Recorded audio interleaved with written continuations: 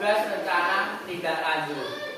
Jadi tugas akhirnya itu saya disuruh untuk membuat proyek di dalam satu sekolah, lalu membuat kelompok belajar di dalam sekolah tersebut. Nah, setelah membuat kelompok belajar, disuruh untuk membuat proyek apa yang nanti akan disampaikan sekolah itu. Mau di proyeknya itu menurut dengan pelajaran PJOK seperti itu. Yang nantinya proyek ini bisa diintegrasikan ke dalam P5. Nah, setelah itu judul yang saya buat itu rancangan pembelajaran berbasis proyek PJBL model SEM Sport Education model dengan menggunakan permainan tradisional sebagai aktivitas utama pada mata pelajaran PJOK di fase A, B, dan C. Nah, selanjutnya judul program atau kegiatan yang saya bentuk yaitu mengenalkan kembali permainan-permainan tradisional yang dengan tema kearifan lokal menggunakan model SEM, sehingga peserta didik dapat bergerak aktif di kehidupan sehari-harinya dan dapat mengamalkan dimensi di dalam proyek penguatan Pancasila. Nah, SEM ini seperti gini Bapak Ibu, saya jelaskan dulu tentang SEM. SEM itu sebuah pertandingan di dalam satu kelas itu dibuat sebuah SEM. Jadi dibuat sebuah pertandingan di mana peserta didik itu ada yang bermain tim A dan tim B, ada yang menjadi supporter, ada yang menjadi perekam atau pencipta video, ada yang menjadi juri, ada yang menjadi wasit seperti itu. Jadi semua yang ada di dalam satu kelas itu, anak peserta didiknya itu dilibatkan semua dalam aktif bergerak. Bisa menjadi apapun dalam jasanya. Yang penting tidak ada yang tidak mendapatkan bagian tugas. Itu masuk dari SEM. Jadi semisal Bapak Ibu guru ini membuat di dalam sekolahan seperti ada peran peserta didik menjadi guru, menjadi kepala sekolah, menjadi peserta didik, itu bisa Bapak Ibu buat di dalam pembelajaran juga bisa. Ketika pembelajaran model proyek yang sudah dijalankan itu membentuk karakter yang akan muncul dimensi yang diharapkan, yaitu mandiri dan gotong royong, serta nanti akan ditambahkan lagi dengan kreativitas.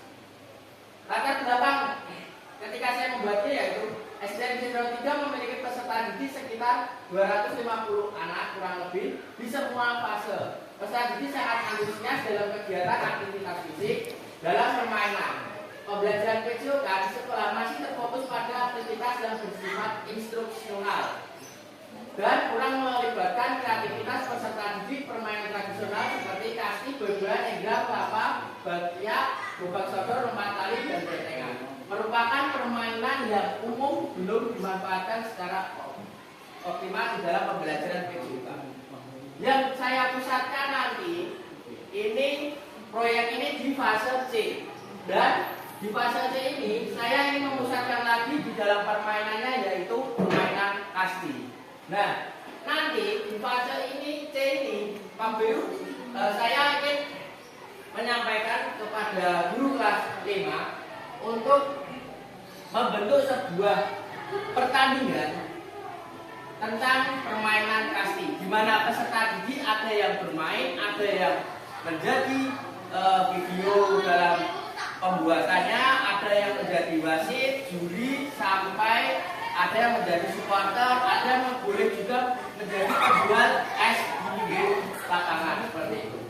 Nah, di fase A itu ada lompat tali dan dakon. Fase B bakyak, fase lele, fase C kasti dan enggrang. Harapannya saya menuliskan fase A, B, dan C ini bisa merubah mindset di mana nanti ketika ada P5 di sekolahan membentuk tema kearifan lokal, anak peserta didik di fase A itu membuat lompat tali. Satu anak satu lompat tali yang juga bikin, dan satu anak bisa menjalankan permainan dakon. Di fase B, anak bisa membuat bakyak kelapa dan patok lele itu seperti benting. Anak tersebut membuat permainannya apa itu berarti? Alat dan bahannya itu dibuat sendiri, setelah itu dilakukan bermain secara bersama-sama. Itu harapannya anak tersebut bisa mengamalkan dalam kehidupan sehari-harinya. Maksudnya seperti itu. Jadi nanti ketika P5 di puncak temanya, setiap kelas dibentuk dengan sebuah workshop atau sebuah model di pinggir pojok itu buatkan meja, hasil dari lompat tali yang dibuat dari kelas tersebut. Setiap fase membentuk semuanya membentuk sebuah permainan tradisional yang bisa ditentukan seperti ini. Lalu tujuan dari program ini dengan menggunakan permainan tradisional sebagai bagian dari pembelajaran proyek menggunakan model SEM ini untuk kelas 5 mengembangkan keterampilan fisik serta sikap sosial dan nilai budaya dalam konteks pembelajaran PJOK. Dan tujuan umumnya mewujudkan pembelajaran PJOK yang berpusat pada peserta didik dengan memanfaatkan permainan tradisional untuk mengembangkan keterampilan motorik, kerjasama tim, serta pemahaman tentang nilai dan budaya. Dan tujuan khusus yang kedua tujuan khusus. Yang pertama memberikan pengalaman langsung kepada peserta didik, meningkatkan keterampilan motorik kasar, mengembangkan nilai-nilai yang ada dalam permainan seperti kerjasama, kepemimpinan, dan sportivitas. Yang keempat, mendorong kreativitas peserta didik mendapat bisa mengadaptasi dan mengembangkan aturan permainan yang telah dimodifikasi. Capaian-capaian langkah yang dihasilkan atau yang diharapkan untuk pelaksanaan proyek ini. Yang pertama, capaian 1, peserta didik mampu memahami dan menerapkan aturan permainan secara mandiri. Indikatornya, peserta didik dapat merancang aturan permainan dalam kelompok kecil. Langkah aksinya, mengadakan sesi diskusi tentang permainan tradisional dan membagi peserta didik dalam kelompok kecil.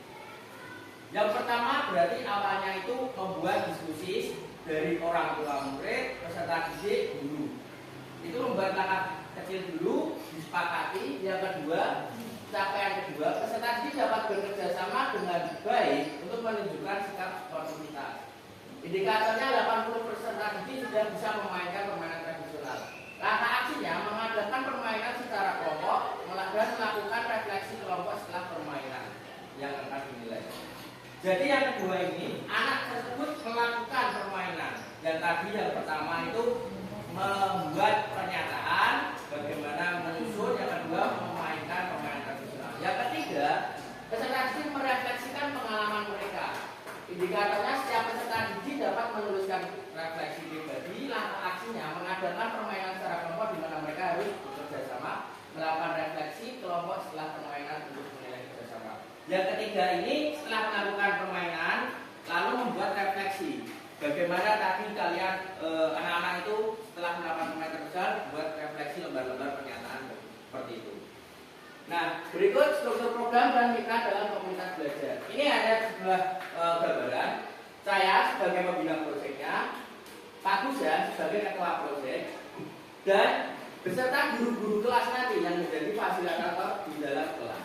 Nah, pembina proyek ini juga termasuk fasilitator dan ketua proyeknya. Nah, yang peran terpenting dari guru kelas untuk menyampaikan ke peserta didiknya. Targetnya fase A, B, dan C.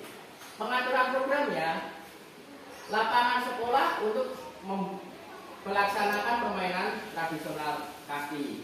Nah, di dalam ruang kelas itu pembuatan karya, belajar, diskusi, dan refleksnya di dalam kelas.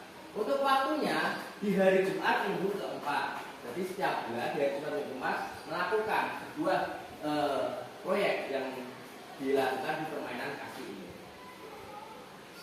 Berikutnya kapasitas yang dimiliki sekolah. Saya merujuk kepada 7 pemetaan aset. Yang pertama aset manusia berupa kepala sekolah, guru, peserta didik, dan orang tua peserta didik. Kenapa saya ke kepala sekolah? Karena pembelajaran proyek ini akan berjalan dari kepala sekolah dulu. Setelah itu pembina proyek, guru, yang pembina proyek itu turun ke guru-guru yang terlibat sehingga berkolaborasi, dan peserta didik sebagai pelaku pemain proyek dan orang tua peserta didik sebagai pendukung. Sosial membentuk forum diskusi pembentukan dengan guru, peserta didik, dan orang tua peserta didik. Ini seperti pemetaan aset dalam sosial pada siang ini. Finansial diambil dari dana bos atau dukungan peralatan dari peserta didik dan orang tua peserta didik. Lingkungan yaitu saya mengambil dari lingkungan sekolah, fisik, ruang kelas dan halaman sekolah, agama dan budaya mengenal permainan tradisional, politiknya kepala sekolah memberikan pengarahan atau petunjuk dalam pelaksanaan proyek ini. Selanjutnya, rencana evaluasi. Ini masa evaluasi awal program menilai pengetahuan dasar siswa tentang permainan tradisional dan kesiapan fisik peserta didik. Sumber data yang diambil, peserta didik melalui observasi dan refleksi setelah permainan, guru melalui pengamatan selama bermain, orang tua mengisi pengisoran terkait pengamatan mereka peserta didik ketika melakukan. Teknik pengambilan data yang pertama observasi, kedua refleksi, ketiga kuesioner. Nah, sekarang sudah dicapai kemungkinan dan tantangan solusi ketika saya mengerjakan dalam proyek ini. Yang pertama tantangannya, kesulitan peserta didik dalam memahami aturan permainan tradisional dan belum terbiasa. Solusinya, menyederhanakan aturan permainan dan peralatannya. Yang kedua, siswa kurang tertarik pada permainan tradisional atau merasa permainan tersebut sulit. Solusinya, menyesuaikan permainan dengan elemen yang ada di dalam B5 yang lebih menarik dengan level terhadap kehidupan sehari-hari mereka. Dan sekarang saya ingin menanyakan kepada Bapak Ibu, apakah ada pertanyaan untuk apa yang disampaikan pada hari ini? Siapa boleh bertanya? Monggo, ada yang bertanya? Pak Adi? Ya, untuk Bapak Ibu, Saya mau bertanya. ya untuk pelaksanaannya itu yang paling efektif pada saat rencana tidak lanjut itu waktunya berapa? Yang paling efektif itu ketika peserta didik sudah dibuatkan simulasi untuk perencanaan program. Setelah itu dilanjutkan dengan pelaksanaan program sampai yang ketiga tahap refleksi. Nah, itu yang paling efektif. Itu bisa dikerjakan dalam 1 hari ataupun 2 hari di rentang waktu yang berbeda. Itu yang saya sampaikan. Ada lagi? Cukup jelas Bapak Ibu. Baik. Terima kasih Bapak Ibu, kami sudah menyampaikan apa yang tugas PKG saya laksanakan. Semoga kedepannya proyek ini bisa berjalan dengan baik catatan GSTN 903. Terima kasih. Wassalamualaikum warahmatullahi wabarakatuh.